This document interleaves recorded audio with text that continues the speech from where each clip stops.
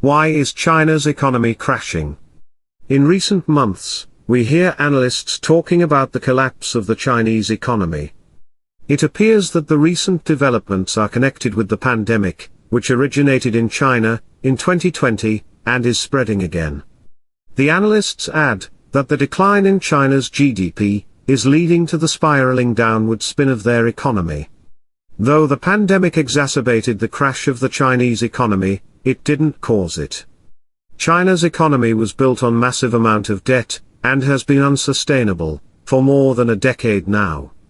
The obsession of the Chinese leadership to keep showing an increase in the GDP numbers, year after year, made them lose focus on how they were achieving it. Let's lay down some numbers here. Let's pick the year 2000. The Chinese GDP was about $1.2 trillion then. In 2021, the Chinese GDP grew to $17.7 trillion. In that period of 21 years, China had multiplied its economy by almost 15 times. It's beyond a miracle that any economy can grow 15 times in 21 years. And for a large-sized economy of $1.2 trillion as a base, it's almost a fantasy. But, how did China achieve it? There are some economists and pundits who argue that these numbers are not even real.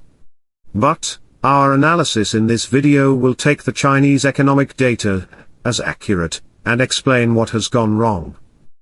However, before we dismiss the economists who suspect the data published by the Chinese government, we'll look at their arguments. The Chinese Communist Party controls the entire nation of China as a single-party system.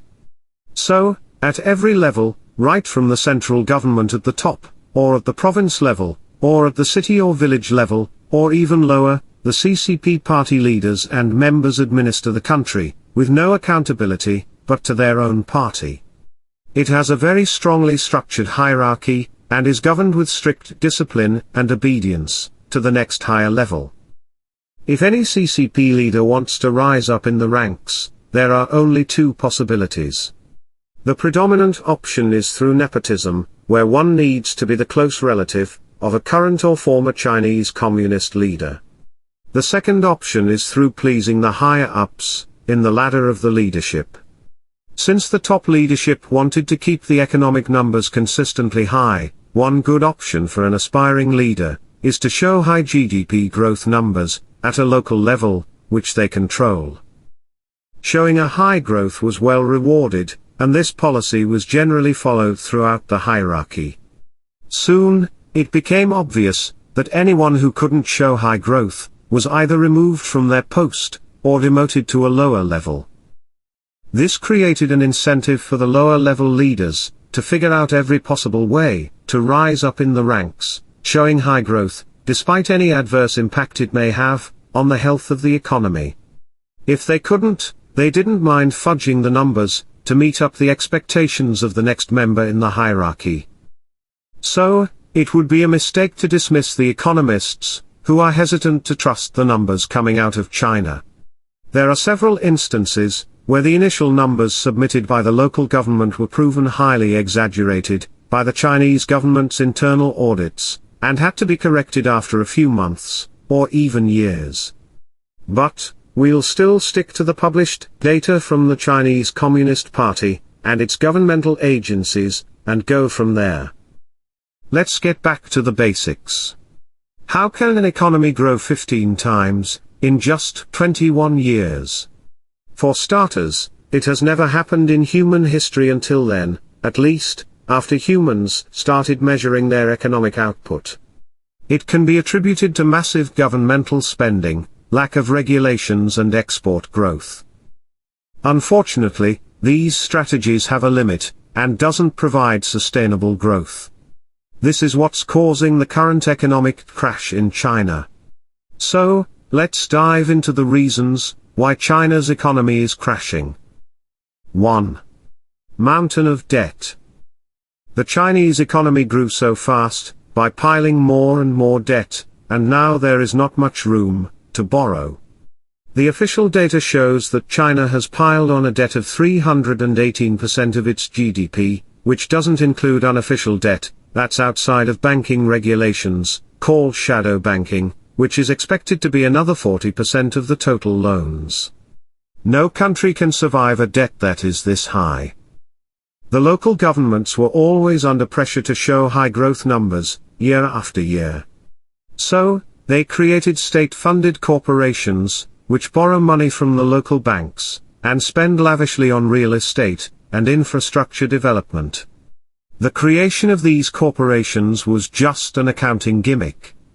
The idea was to push the government's loans to a non-governmental entity's balance sheet. Almost the very same template was followed by the top federal government, in Beijing as well. The federal government under the CCP spent on many large-scale infrastructure projects, like the North-South Water Transfer Project, the high-speed rail project, construction of 100,000 dams all over China, highway infrastructure projects, bridges, ports, massive military expansion, incredibly intrusive internal security of the entire population, costing more than the military budget, all of which involved money far beyond the affordability limit. 2. Failure to do feasibility analysis and planning. The Chinese government lost any sense of economic feasibility, but undertook adventures purely for bragging rights, like building world's largest dam, world's longest high-speed rail, etc.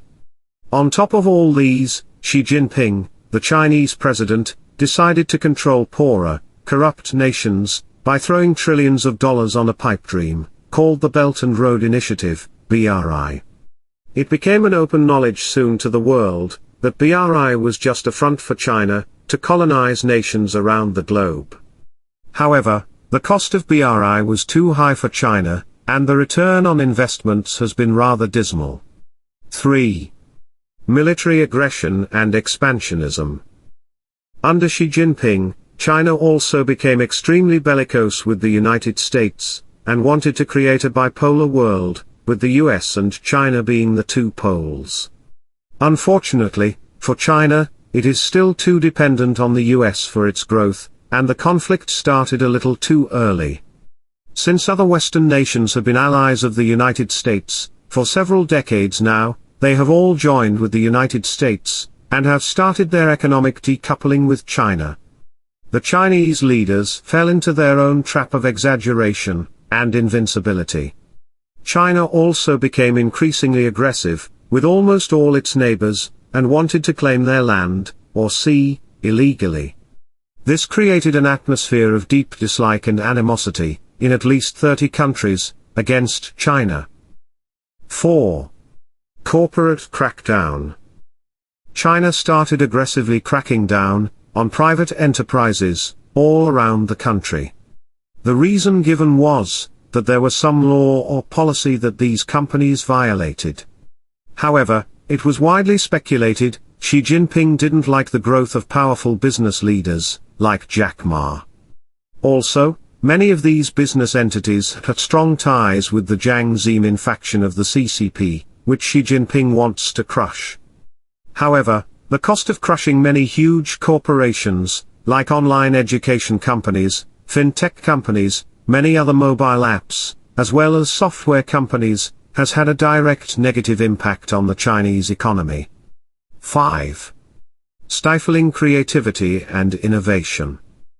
Though China under the Chinese Communist Party, or CCP, has always exercised tight control on its citizens, and stifled creativity, there was a big improvement after Mao Zedong's death, especially with Deng Xiaoping.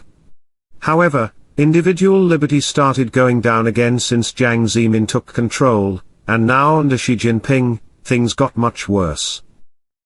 Xi Jinping has clearly demonstrated that he'll follow the Mao way of governing China, and will not let their citizens open up, in any platform.